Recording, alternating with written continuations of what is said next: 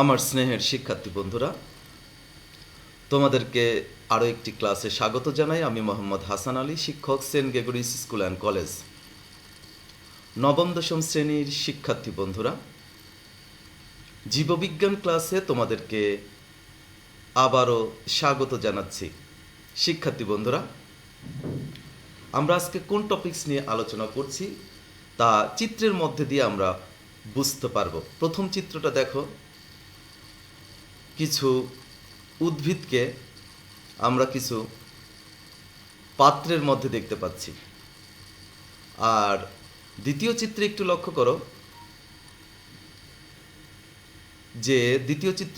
করো যে ল্যাবে প্রচুর সংখ্যক পাত্রে একইভাবে উদ্ভিদের চারা উৎপাদন করা হচ্ছে। তোমরা জানো এইভাবে যে কোনো উদ্ভিদের চারা উৎপাদন করা যায়। যেই সকল উদ্ভিদগুলো আমাদের পরিবেশ থেকে বিলুপ্ত হয়ে যাচ্ছে, বিপদের সম্মুখীন হয়েছে, বা যে সকল উদ্ভিদগুলোর প্রচুর সংখ্যক চারা উৎপাদন প্রয়োজন, বীজের মধ্যে দিয়ে যে সকল উদ্ভিদগুলোর এই প্রচুর সংখ্যক চারা উৎপাদন করা সম্ভব হচ্ছে না, বা প্রচুর সংখ্যক চারা উৎপাদন করে সেই ফসল উৎপাদন করা সম্ভব হচ্ছে না, এই সকল ক্ষেত্রে আমরা এমন একটা পদ্ধতি ব্যবহার করি, যেই পদ্ধতিতে আমরা নিয়ন্ত্রিত পরিবেশে অর্থাৎ ল্যাবে সেই সকল উদ্ভিদের নির্দিষ্ট সংখ্যক, সেই সকল উদ্ভিদের মূল কাণ্ড, পাতার বিভিন্ন অংশগুলো অর্থাৎ মাতৃ উদ্ভিদের বিভিন্ন অংশগুলোকে ব্যবহার করে প্রচুর সংখ্যক চারা উৎপাদন করতে সমর্থ হয়েছি। তোমরা নিশ্চয় জানো এই পদ্ধতির নাম কি? হ্যাঁ, এই পদ্ধতির নাম হচ্ছে টিস্যু কালচার। শিক্ষার্থী বন্ধুরা, আমরা আজকে শিখব কিভাবে টিস্যু কালচার করা হয়। অর্থাৎ বর্তমান সময়ে একটি গুরুত্বপূর্ণ প্রযুক্তি অর্থাৎ গুরুত্বপূর্ণ জীব প্রযুক্তি হচ্ছে টিস্যু কালচার। অর্থাৎ উদ্ভিদের টিস্যুগুলোকে ব্যবহার করে মূল, কাণ্ড, পাতা এই সকল জায়গার উদ্ভিদের টিস্যুগুলোকে ব্যবহার করে অসংখ্য চারা উৎপাদন করা সম্ভব। আর এটা সাধারণত করা হয়ে থাকে যে সকল উদ্ভিদের চারা উৎপাদন সাধারণত বীজ ব্যবহার করে, কলম ব্যবহার করে বা অন্যান্য পদ্ধতি ব্যবহার করে চারা উৎপাদন করা সময় সাপেক্ষ, ব্যয়বহুল এবং কম সংখ্যক চারা উৎপাদন করা যায়। সেই সকল উদ্ভিদগুলোকে অধিক সংখ্যক চারা উৎপাদন করার জন্য, সুস্থ সবল চারা উৎপাদন করার জন্য, রোগ মুক্ত চারা উৎপাদন করার জন্য এবং অল্প জায়গায় অধিক সংখ্যক চারা উৎপাদন করার জন্য আমরা এই টিস্যু কালচার পদ্ধতি ব্যবহার করে থাকি। বর্তমান সময়ের সবচেয়ে গুরুত্বপূর্ণ একটা কালচার বা গুরুত্বপূর্ণ একটা প্রযুক্তি টিস্যু কালচার। তাই শিক্ষার্থী বন্ধুরা, তোমাদেরকে অবশ্যই এই টিস্যু কালচার সম্পর্কে শিখতে হবে। তোমরা অবশ্যই টিস্যু কালচার সম্পর্কে ভালোভাবে শিখবে, যাতে পরবর্তীতে তোমরা যখন সরাসরি ল্যাবে টিস্যু কালচার করবে যেন খুব সহজেই বিষয়গুলো বুঝতে পারো। তাহলে আমরা আজকে শিখব টিস্যু কালচার পদ্ধতি। লক্ষ্য করো, উদ্ভিদের বিভিন্ন অংশে টোটিপোটেন্ট স্টেম কোষ থাকায় এর প্রায় যে কোনো অংশ থেকে হুবহু আরেকটি পূর্ণাঙ্গ উদ্ভিদ জন্মানো সম্ভব। অর্থাৎ উদ্ভিদের বিভিন্ন অংশে সাধারণত ভাজক টিস্যুগুলো থাকার জন্য, ভাজক টিস্যু বা যে সকল টিস্যু বিভাজনে সক্ষম এমন ধরনের টিস্যু বা টোটিপোটেন্ট স্টেম সেল থাকার জন্য সেই সকল টিস্যুগুলোকে নির্দিষ্ট পরিবেশে নিয়ে সেই সকল টিস্যুর বিভিন্ন অংশগুলো থেকে ওই টিস্যুগুলো ব্যবহার করে পূর্ণাঙ্গ উদ্ভিদ জন্মানো সম্ভব। এটিই টিস্যু কালচারের মূলনীতি। সাধারণত এক বা একাধিক ধরনের একগুচ্ছ কোষ সমষ্টিকে টিস্যু বলা হয়। আমরা জানি এক বা একাধিক একগুচ্ছ কোষ, একই স্থান থেকে উৎপত্তি, একই আকৃতির অথবা ভিন্ন আকৃতির কোষ যখন একই ধরনের কাজ করে তখন সেই কোষ সমষ্টিকে আমরা বলে থাকি টিস্যু। এই একগুচ্ছ কোষ উৎপত্তিভাবে অভিন্ন বা সম্মিলিতভাবে একই কাজ করে, মানে উৎপত্তিভাবে অভিন্ন হতে পারে, কিন্তু সম্মিলিতভাবে এরা একই কাজ করে। একটি টিস্যুকে জীবাণুমুক্ত পুষ্টিবর্ধক কোনো মিডিয়ামে, অর্থাৎ নিউট্রিয়েন্ট মিডিয়াম, খেয়াল করো, একটি টিস্যুকে জীবাণুমুক্ত পুষ্টিবর্ধক কোনো মিডিয়ামে, অর্থাৎ নিউট্রিয়েন্ট মিডিয়াম, বর্ধিতকরণ প্রক্রিয়াই হলো টিস্যু কালচার। তার মানে আমরা টিস্যু কালচার আসলে প্রকৃতপক্ষে কি করে থাকি? টিস্যু কালচার আমরা প্রকৃতপক্ষে আসলে করে থাকি কি, টিস্যুকে জীবাণুমুক্ত পুষ্টিবর্ধক মিডিয়ামে সেইগুলোর বর্ধন ঘটানো হয় এবং সেইগুলোর বর্ধন ঘটিয়ে চারা উৎপাদন করা হয়, সেটাই হচ্ছে টিস্যু কালচার। টিস্যু কালচার উদ্ভিদ বিজ্ঞানের একটি অপেক্ষাকৃত নতুন শাখা। খেয়াল করো, টিস্যু কালচারটা হচ্ছে উদ্ভিদ বিজ্ঞানের একটি অপেক্ষাকৃত নতুন শাখা। উদ্ভিদ টিস্যু কালচারে উদ্ভিদের কোনো বিচ্ছিন্ন অংশ বা অঙ্গ বিশেষ, উদ্ভিদ টিস্যু কালচারে উদ্ভিদের কোনো বিচ্ছিন্ন অংশ বা অঙ্গ বিশেষ, যেমন পরাগরেণু, শীর্ষ বা পার্শ্বমুকুল, পর্ব, মূলাংশ ইত্যাদি কোনো নির্দিষ্ট পুষ্টিবর্ধক মিডিয়ামে জীবাণুমুক্ত অবস্থায় কালচার করা হয়। অর্থাৎ কালচার করার ক্ষেত্রে আমরা উদ্ভিদের কোন অংশগুলোকে নিতে পারি, একটু লক্ষ্য করো, কালচার করার ক্ষেত্রে আমরা উদ্ভিদের কোন অংশগুলোকে নিতে পারি কি কি? পরাগরেণু নিতে পারি, শীর্ষ বা পার্শ্বমুকুল নিতে পারি, পর্ব বা মূলাংশ নিতে পারি। এইগুলো হচ্ছে কি পুষ্টিবর্ধক মিডিয়ামে জীবাণুমুক্ত অবস্থায় কালচার করা যায়। মিডিয়ামগুলোতে পুষ্টি এবং বর্ধনের জন্য প্রয়োজনীয় সকল পুষ্টি উপাদান সরবরাহ করা হয়। বিশেষ করে যখন আমরা টিস্যু কালচার করে থাকি তখন কিন্তু যেই পুষ্টিবর্ধক মিডিয়ামটা আমরা তৈরি করি, আসলে সেই পুষ্টিবর্ধক মিডিয়ামটা এমন হওয়া প্রয়োজন যেন সেখানে একটা উদ্ভিদের জন্য যেই সকল পুষ্টি উপাদান থাকা দরকার তার সবগুলোই উপস্থিত থাকে। টিস্যু কালচারের উদ্দেশ্য উদ্ভিদের যে অংশে টিস্যু কালচারের উদ্দেশ্যে উদ্ভিদের যে অংশে পৃথক করে নেওয়া হয়, পৃথক করে নিয়ে ব্যবহার করা হয়, সেটাকে আমরা বলে থাকি হচ্ছে এক্সপ্লান্ট। আবারও খেয়াল করো, টিস্যু কালচারের উদ্দেশ্যে উদ্ভিদের যে অংশ পৃথক করে নিয়ে ব্যবহার করা হয় তাকে আমরা বলে থাকি কি? এক্সপ্লান্ট। তো শিক্ষার্থী বন্ধুরা, আমরা জানলাম যে টিস্যু কালচার আসলে কি। টিস্যু কালচার কি? যে একগুচ্ছ টিস্যুকে কোনো পুষ্টিবর্ধক মিডিয়ামে সেইগুলোর কালচার করাই হচ্ছে টিস্যু কালচার। আর এই ক্ষেত্রে আমরা টিস্যু হিসেবে পরাগরেণু, শীর্ষ বা পার্শ্বমুকুল, পর্ব, মূলাংশ ইত্যাদি অংশগুলো ব্যবহার করে থাকি। আর টিস্যু কালচারের উদ্দেশ্যে আমরা ওই যে বিভিন্ন অংশগুলো ব্যবহার করে থাকি, সেই বিভিন্ন অংশগুলোকে আমরা বলে থাকি কি? এক্সপ্লান্ট। শিক্ষার্থী বন্ধুরা, তাহলে এবার চলো যাই আমরা কিভাবে আসলে টিস্যু কালচারগুলো করব।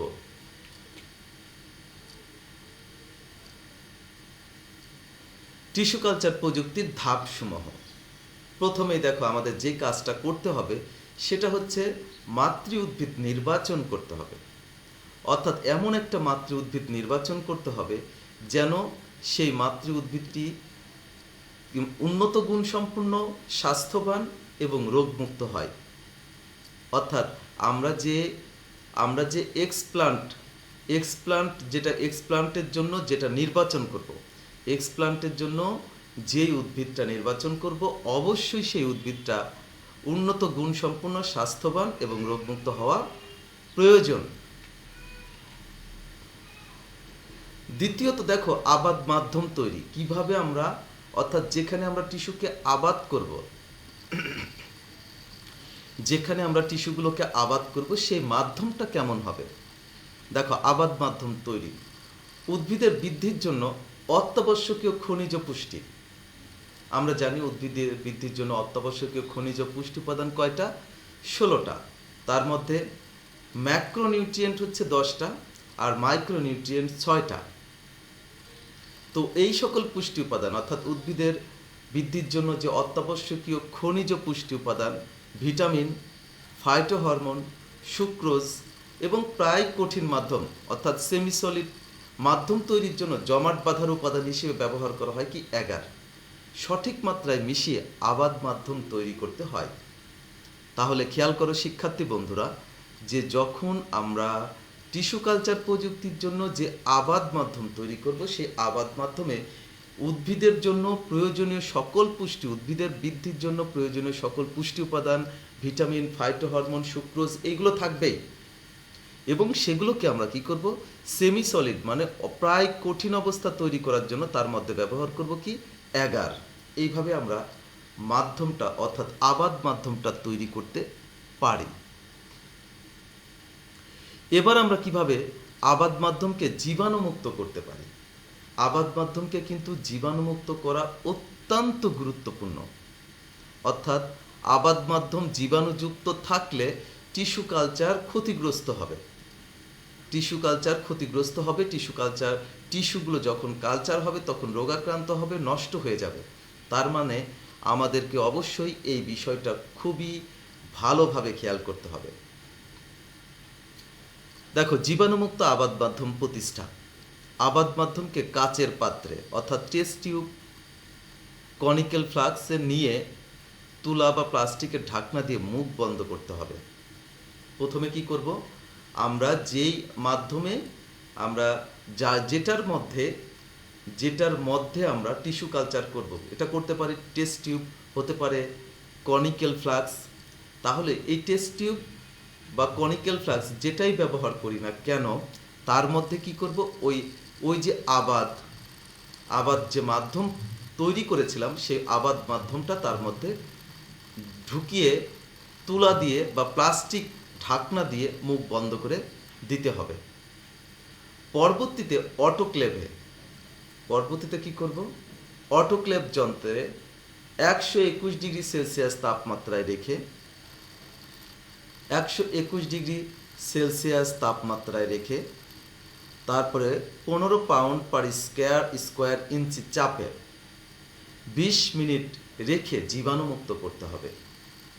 তারপর কাচের পাত্রের মুখ অর্থাৎ ওই যে আমরা কনিক্যাল ফ্লাস্ক বা টেস্ট টিউব এগুলোর মুখ পুনরায় বন্ধ করে আলো এবং তাপমাত্রায় অর্থাৎ 25+2 ডিগ্রি সেলসিয়াস প্লাস মাইনাস হবে, এখানে +-2 ডিগ্রি সেলসিয়াস তাপমাত্রা সম্পূর্ণ নিয়ন্ত্রিত কক্ষের জন্য রাখা হয়। এই পর্যায়ে আবাদে স্থাপিত টিস্যু বারবার বিভাজনের মাধ্যমে সরাসরি অণুচারা বা প্ল্যান্টলেটস তৈরি হয় বা ক্যালাস তৈরি হয় বা অবয়বহীন টিস্যু মুন্ডে তৈরি হয়। খেয়াল করো যে যখন আবাদ মাধ্যম জীবাণুমুক্ত করা হয়ে গেল, তখন কি করব, সেই জীবাণুমুক্ত আবাদ মাধ্যমে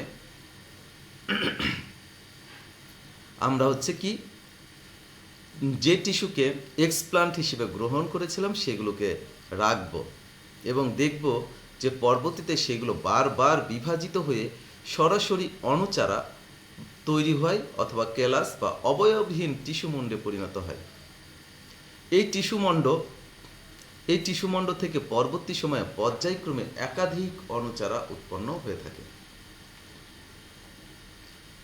এরপরে আমরা দেখো যে যখন অণুচারা তৈরি হয় তখন দেখো যদি এই সমস্ত চারায় যদি মূল উৎপন্ন না হয়, তাহলে সেই ক্ষেত্রে কি করতে হবে, মূল উৎপাদক মাধ্যমে স্থানান্তর করতে হবে। অর্থাৎ এই সমস্ত উৎপাদিত চারা গাছে যদি মূল উৎপন্ন না হয়, তবে একটি নির্দিষ্ট উচ্চতা লাভের পর বিটপগুলো বিচ্ছিন্ন করে নিতে হবে, অর্থাৎ গাছগুলোকে বিচ্ছিন্ন করে নেওয়া হয় এবং তাদেরকে পুনরায় মূল উৎপাদনকারী আবাদ মাধ্যমে স্থাপন করা হয়ে থাকে। যেমন একটু চিত্র করে লক্ষ্য করো, ডান থেকে বামের দিকে চিত্রগুলো একটু লক্ষ্য করো যে অণুচারাগুলোকে একটা নির্দিষ্ট কি করা হয়েছে, যে অণুচারা সেই অণুচারাগুলোর মূল ছিল না, পরবর্তীতে সেগুলো থেকে দ্বিতীয় চিত্রে দেখো মূল উৎপাদনকারী অংশে স্থানান্তর করা হয়েছে, ফলে মূল উৎপন্ন হয়েছে। তৃতীয় চিত্রে আমরা দেখতেছি যথেষ্ট পরিমাণে মূল উৎপাদন হয়েছে, তাহলে আমরা দেখলাম মূল উৎপাদন যদি মূল উৎপাদন না হয় তাহলে সেক্ষেত্রে মূল উৎপাদনের জন্য আলাদা মাধ্যম তৈরি করে সেই মাধ্যমে স্থানান্তর করতে হবে। সর্বশেষ পর্যায়ে আমরা যাব প্রাকৃতিক পরিবেশ তথা মাঠ পর্যায়ে স্থানান্তর। প্রাকৃতিক পরিবেশ তথা মাঠ পর্যায়ে স্থানান্তর করব। মূলযুক্ত চারা গাছগুলোকে পানিতে ধুয়ে এগার মুক্ত অবস্থায়, অর্থাৎ যেহেতু আমরা এগারের মধ্যে আমরা যে মিডিয়াম তৈরি করেছিলাম সেই মিডিয়ামে ছিল হচ্ছে এগার, সেজন্য যখন মূল উৎপন্ন হয়ে যাবে, মূল উৎপন্ন হয়ে যাওয়ার পরে মূলযুক্ত চারাগুলোকে পানিতে ধুয়ে এগার মুক্ত অবস্থায় ল্যাবরেটরিতে মাটি ভরা ছোট ছোট পাত্রে স্থানান্তর করতে হবে। ল্যাবরেটরিতে মাটি ভরা ছোট ছোট পাত্রে স্থানান্তর করা যায়। পাত্রে লাগানো চারাগুলো কক্ষের বাইরে রেখে মাঝে মাঝে বাইরের প্রাকৃতিক পরিবেশের সাথে খাপ খাইয়ে নিতে হবে। কারণ কি, আসলে একবারে সরাসরি কিন্তু বাইরের পরিবেশে দেয়া যাবে না, কারণ আমরা এই চারাগুলো তৈরি করতেছি ল্যাবরেটরিতে। যখন আমরা টিস্যু কালচারের মাধ্যমে এই চারাগুলো ল্যাবরেটরিতে তৈরি করতেছি তখন কিন্তু এই চারাগুলো বাইরের পরিবেশের সাথে হঠাৎ করে খাপ খাইয়ে নিতে পারবে না। সেই জন্য যদি আমরা হঠাৎ করে রোদে বা হঠাৎ করে বাইরের পরিবেশে রেখে দিই তাহলে চারা গাছগুলো মারা যেতে পারে। তো সেই জন্য আমরা কি করব, সেগুলোকে বাইরের পরিবেশের সাথে খাপ খাওয়ানোর জন্য চারাগুলোকে মাঝে মধ্যে বাইরে রাখতে হবে, আবার মাঝে মধ্যে ভিতরে রাখতে হবে। এইভাবে আস্তে আস্তে খাপ খাইয়ে নিতে হবে। খাপ খাইয়ে নেয়ার পরে পূর্ণাঙ্গ চারাগুলোকে সজীব এবং সবল হয়ে উঠলে সেগুলোকে এক পর্যায়ে মাঠের প্রাকৃতিক পরিবেশে লাগানো হয়ে থাকে। আমার মনে হয় আমার শিক্ষার্থী বন্ধুরা তোমরা প্রত্যেকেই সুস্পষ্টভাবে ধারণা পেয়েছো যে কিভাবে আসলে টিস্যু কালচার করা হয়ে থাকে। তো আমরা এখন সম্পূর্ণ চিত্রের মাধ্যমে আবার পুনরায় টিস্যু কালচার পদ্ধতিটা একবার দেখে নিই। প্রথমে খেয়াল করো, আমরা টিস্যু কালচারের ক্ষেত্রে আমরা প্রথমে কি করতেছি, এক্সপ্লান্ট, অর্থাৎ কি যেই উদ্ভিদ থেকে আমরা নমুনা অংশ অর্থাৎ নমুনা টিস্যুকে নিব, সেরকম একটা সুস্থ সবল বা রোগমুক্ত এক্সপ্লান্টকে নির্বাচন করলাম।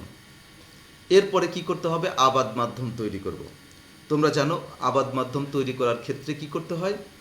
আবাদ মাধ্যম তৈরি করার ক্ষেত্রে যে উদ্ভিদের জন্য প্রয়োজনীয় বিভিন্ন প্রকার অত্যাবশ্যকীয় যে বিভিন্ন প্রকার খনিজ পুষ্টি উপাদান, ভিটামিন, খনিজ লবণ, তারপরে হচ্ছে সুক্রোজ এবং সেমি সলিড বা প্রায় কঠিন অবস্থায় নিয়ে আসার জন্য অ্যাগার ব্যবহার করা হয়। এভাবে আমরা আবাদ মাধ্যমটা তৈরি করি। তারপরে কি করতে হয়, তারপরে হচ্ছে আবাদ মাধ্যমকে জীবাণুমুক্ত করতে হয়। অর্থাৎ আবাদ মাধ্যমকে নির্দিষ্ট পাত্রে, অর্থাৎ যেই পাত্রগুলোতে আমরা টিস্যু কালচার করব সেই পাত্রগুলোতে স্থানান্তর করে তারপরে কি করতে হয় যে সেগুলোকে অটোক্লেভে দিয়ে 121 ডিগ্রি সেলসিয়াস তাপমাত্রায় তারপরে 15 পাউন্ড পার স্কোয়ার ইঞ্চি চাপে কি করতে হয়, সেগুলোকে 20 মিনিট যাবৎ রেখে জীবাণুমুক্ত করা হয়। এই জীবাণুমুক্ত আবাদ মাধ্যমগুলো তারপরে অটোক্লেভগুলো থেকে বের করে সেগুলোকে ঠান্ডা করা হলে, অর্থাৎ নির্দিষ্ট তাপমাত্রায়, স্বাভাবিক তাপমাত্রায় আসলে সেগুলোর মধ্যে কি করতে হবে, ওই যে এই এক্সপ্লান্টগুলোকে সেগুলোর মধ্যে স্থানান্তর করতে হবে। তারপরে আমরা দেখব যে সেই এক্সপ্লান্টগুলো অর্থাৎ সেই টিস্যু অংশ কি হবে, এই উপযুক্ত আবাদ মাধ্যম অর্থাৎ সকল প্রকার পুষ্টি উপাদান, উদ্ভিদের বৃদ্ধির জন্য যা যা পুষ্টি উপাদান দরকার সবগুলো পুষ্টি উপাদান পাওয়ায় সেই এক্সপ্লান্টগুলোর কোষের বিভাজন ঘটবে। কোষ বিভাজন ঘটে কোষমণ্ডে অর্থাৎ ক্যালাস তৈরি করে। সেই ক্যালাসগুলো আবার পরবর্তীতে দেখা যায় যে ক্যালাসগুলো কি করে, ছোট ছোট খণ্ড খণ্ড হয়ে অণুচারা সৃষ্টি করে। সেই অণুচারাগুলোকে আবার আলাদা আলাদা করে অন্য আরেকটা পাত্রে নিলাম। যদি দেখা যায় যে অণুচারাগুলোতে মূল সৃষ্টি হয় নাই, তাহলে সেগুলোকে আবার কি করতে হবে, মূল উৎপাদনকারী আবাদ মাধ্যমে স্থানান্তর করতে হবে। কোথায় স্থানান্তর করতে হবে, মূল উৎপাদনকারী আবাদ মাধ্যমে স্থানান্তর করতে হবে। অতঃপর সেই মূল উৎপাদনকারী আবাদ মাধ্যমে স্থানান্তর করার পরে যখন মূল তৈরি হবে, সেই মূল তৈরি কমপ্লিট হলে সেইগুলোকে কি করতে হবে,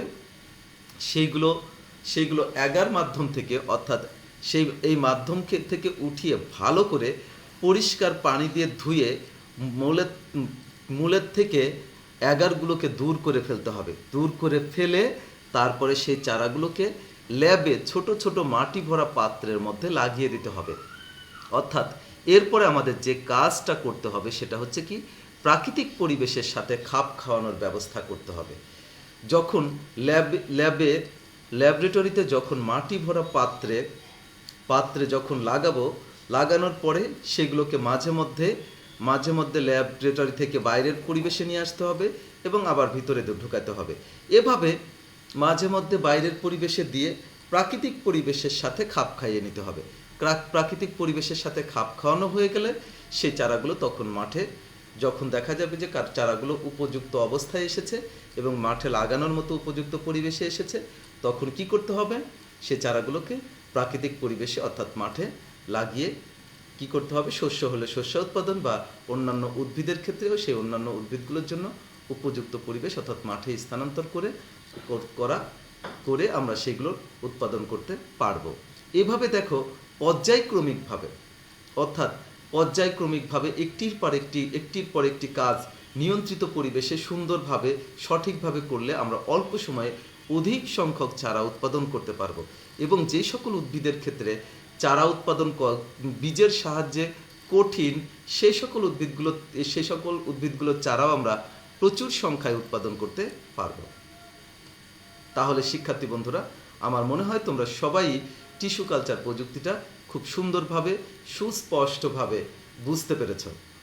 এবং যদি তোমাদের কোনো প্রশ্ন থাকে তাহলে অবশ্যই আমাকে জানাবে, কারণ আমার মনে হয় যে সকল শিক্ষার্থী বন্ধুরা ক্লাসগুলো ঠিক মতো বুঝছো না, তারা অবশ্যই প্রশ্নগুলো করবে এবং তোমরা প্রশ্নগুলো করছো, আমি কিন্তু নিয়মিতভাবেই তোমাদের কোয়েশ্চেনগুলোর উত্তর করছি।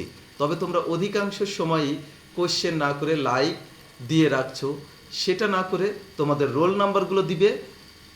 নাম্বারগুলো দিবে প্লাস যদি কোনো প্রশ্ন থাকে তাহলে প্রশ্নগুলো করবে। শিক্ষার্থী বন্ধুরা, আজ এ পর্যন্তই। সবাই ভালো থাকবে, সুস্থ থাকবে এবং আরও একটি নতুন টপিকস নিয়ে আগামী ক্লাসে তোমাদের সামনে আবারও হাজির হব। আজ তাহলে এ পর্যন্তই। খোদা হাফেজ।